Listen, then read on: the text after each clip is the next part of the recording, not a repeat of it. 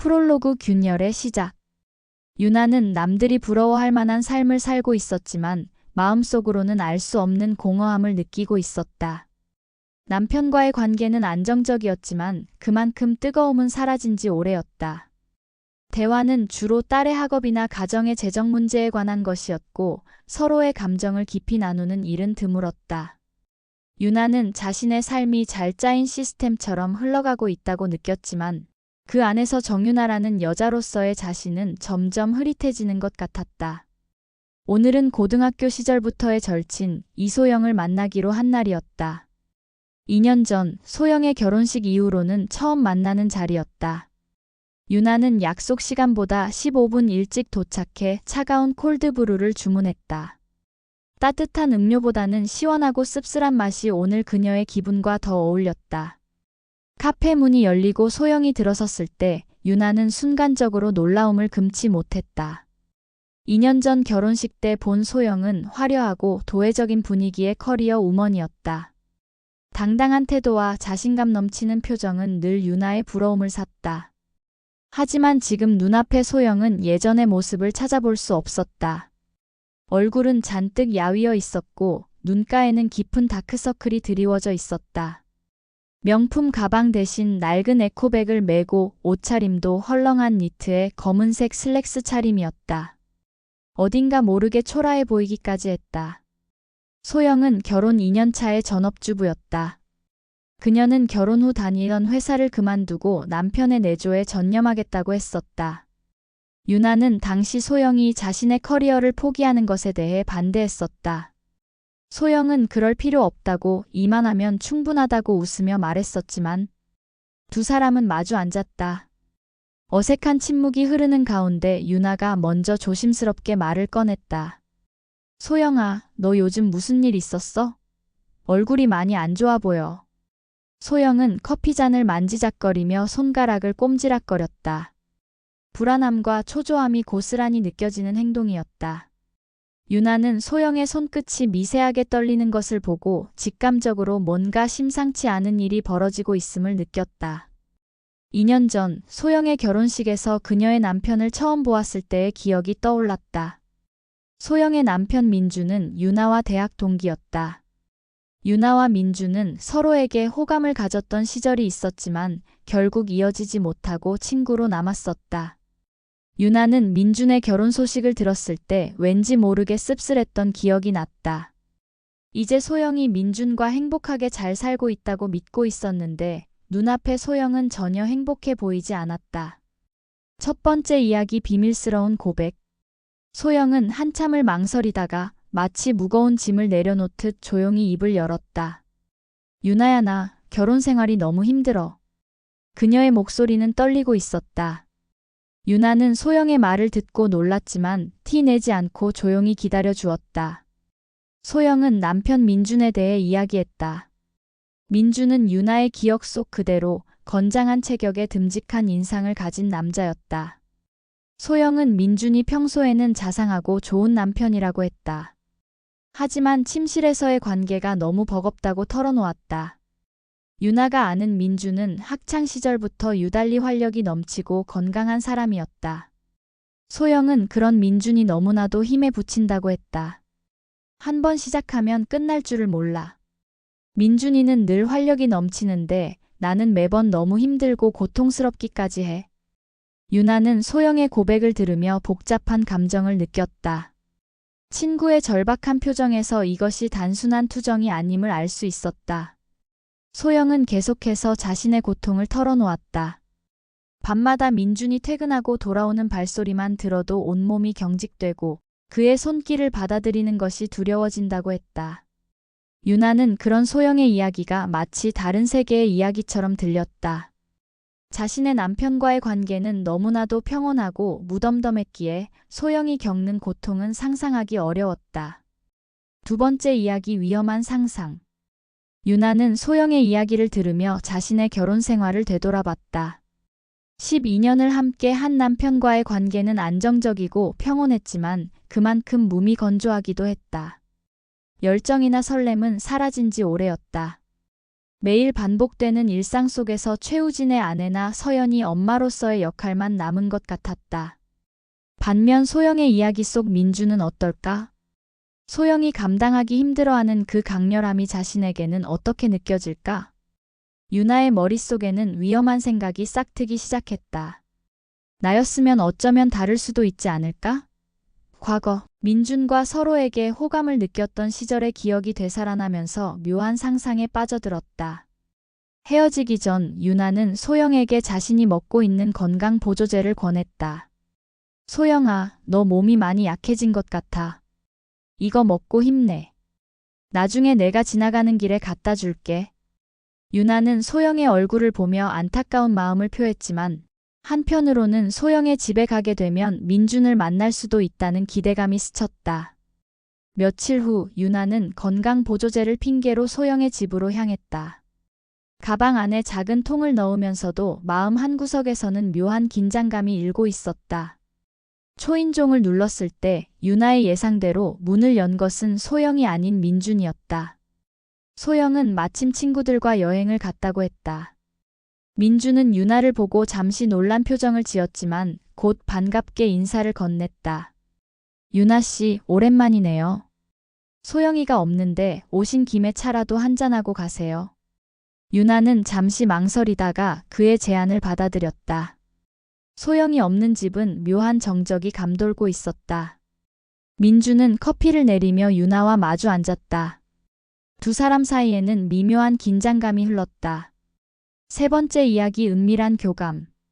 처음에는 평범한 이야기들로 대화를 시작했다. 날씨 이야기, 회사 이야기 등 일상적인 주제였다. 하지만 시간이 지나면서 대화는 자연스럽게 결혼 생활로 옮겨갔다. 민주는 아내가 자신을 피하는 것 같아 외롭다고 털어놓았다. 소영이가 요즘 저를 피하는 것 같아요. 같은 공간에 있어도 벽이 느껴져요. 제가 뭘 잘못했는지 모르겠어요. 유나는 소영에게 들었던 이야기를 떠올리며 복잡한 감정을 느꼈다. 민준의 입장에서는 아내의 태도가 이해되지 않을 터였다. 유나는 소영의 고통과 민준의 외로움 사이에서 어느 한쪽도 탓할 수 없었다. 유나도 자신의 외로움을 솔직하게 털어놓았다. 안정적이지만 무미건조한 결혼 생활, 열정이 사라진 부부관계, 무심한 남편에 대한 권태로움 두 사람은 서로의 상처와 결핍을 공유하며 점점 더 깊은 교감을 나누게 되었다. 유나 씨는 저를 이해해주는 것 같네요. 소영이는 제 이런 마음을 전혀 모르는 것 같아서요. 민준의 말에 유나는 왠지 모를 위안을 느꼈다. 친구의 남편이라는 경계가 있었지만 동시에 민준의 말 속에서 묘한 끌림을 느꼈다. 유나는 자신도 모르게 마음의 문을 열기 시작했다.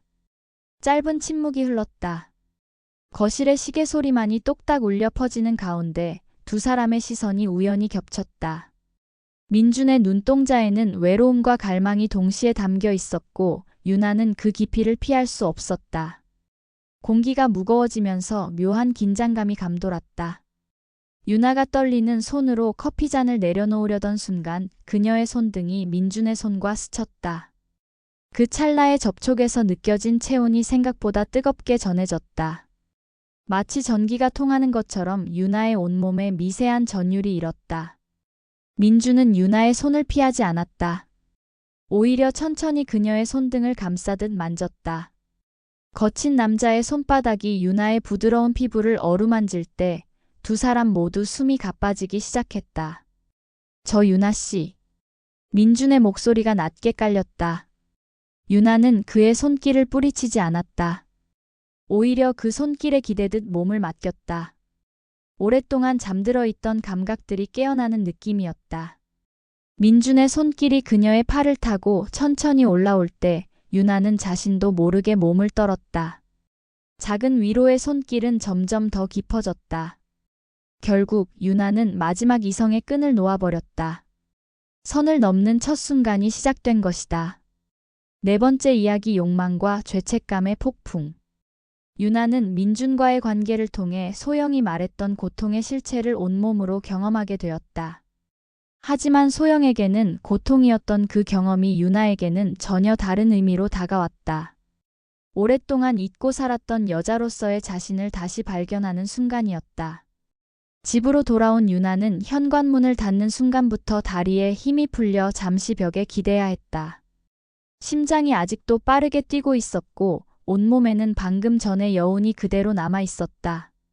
집안에는 남편이 TV를 보고 있었고 늘 맡아오던 된장찌개 냄새와 생활소음이 가득했다. 방금 전까지 있던 소영의 집과는 너무나 다른 공기였다. 그곳의 정적과 긴장감, 무게감과는 정반대로 이곳은 평범하고 일상적이었다. 남편은 평소처럼 담담히 안부를 물었다. 늦었네. 소영이는 잘 지내고? 유나는 최대한 자연스럽게 대답했지만 목소리가 평소보다 떨리는 것 같아 걱정되었다. 누구에게도 말할 수 없는 비밀이 생겼다는 사실이 가슴을 무겁게 짓눌렀다.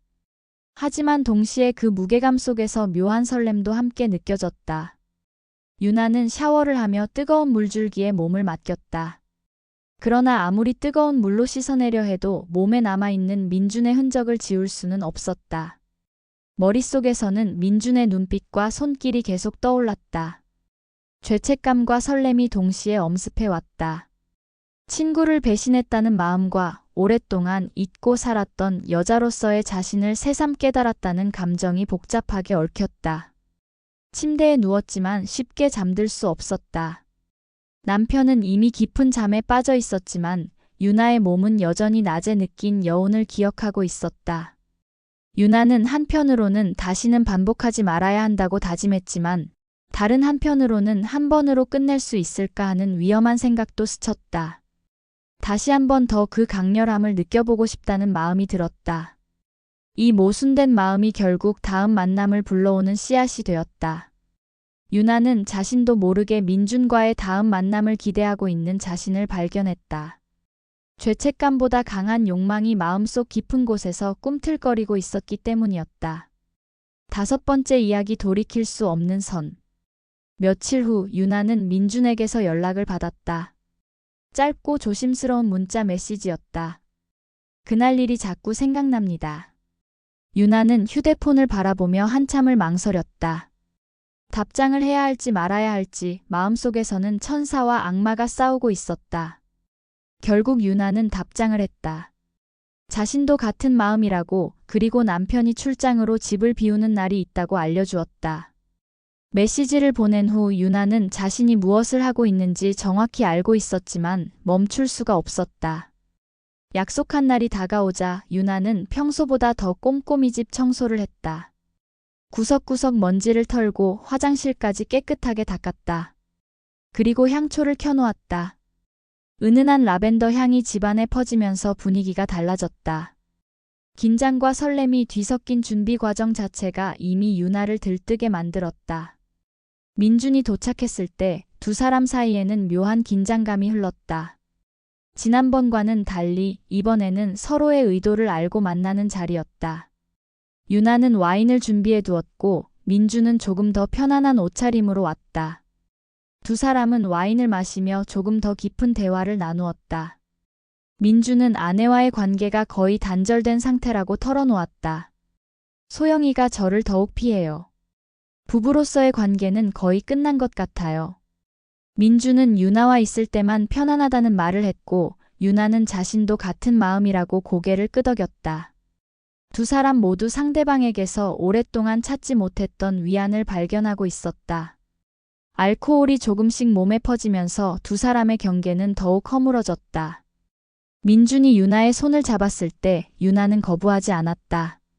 오히려 자연스럽게 받아들였다. 지난번의 충격과 당황스러움은 사라지고 이번에는 기대감과 설렘이 더 컸다. 결국 그날 밤 첫 경험 때보다 훨씬 깊고 자연스럽게 서로에게 빠져들었다. 이제 유나에게는 더 이상 호기심이 아니라 진심 어린 갈망으로 민준을 바라보게 되었다.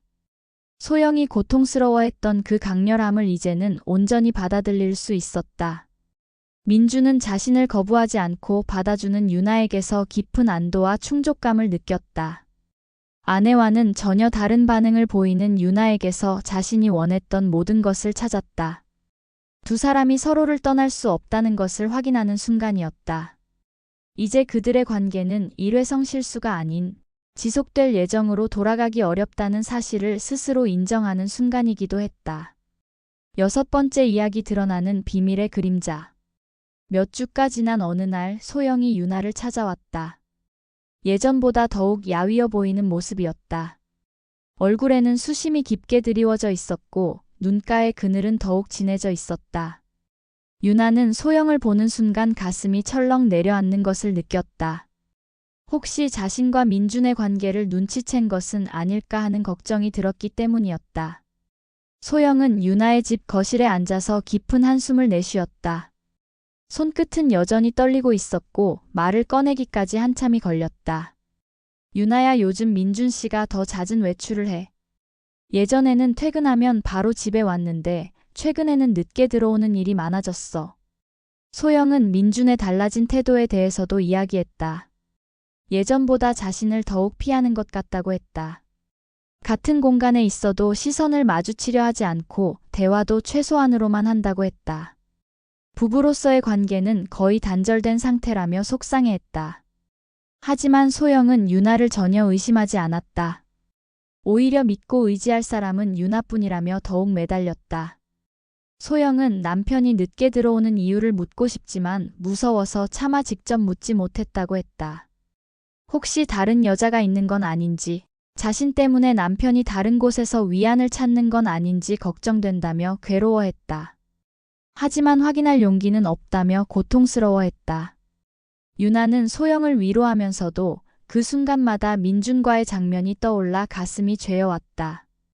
소영이 걱정하는 그 다른 여자가 바로 자신이라는 사실을 알고 있으면서도 아무렇지 않은 척 위로의 말을 건넸다. 이중적인 상황이 유나를 괴롭혔다. 7번째 이야기, 예상치 못한 경고. 반복되는 불안과 남편의 외면, 잠 못 이루는 밤이 계속되던 소영은 결국 한계에 다다랐다. 그날도 민준이 늦게 들어올 거라는 연락을 받은 소영은 혼자서 저녁을 먹으며 또다시 어두운 생각에 잠겼다. 남편이 어디서 무엇을 하고 있는지, 정말 회사 일 때문인지 의심이 꼬리를 물었다. 밤이 깊어가도 민준은 돌아오지 않았다. 소영은 거실 소파에 앉아 시계를 바라보며 기다렸다. 11시, 12시가 지나도 연락이 없었다. 불안감이 극에 달한 소영은 현관 앞을 서성이기 시작했다. 그러다가 갑자기 어지러움을 느끼며 순간 눈앞이 깜깜해지는 걸 느꼈다. 소영은 그 자리에서 기절하듯 쓰러졌다. 머리를 바닥에 부딪힌 소영은 의식을 잃었다. 한참 후 집에 돌아온 민준이 현관 앞에 쓰러져 있는 아내를 발견했다. 민준은 깜짝 놀라며 소영을 깨웠지만 반응이 없었다.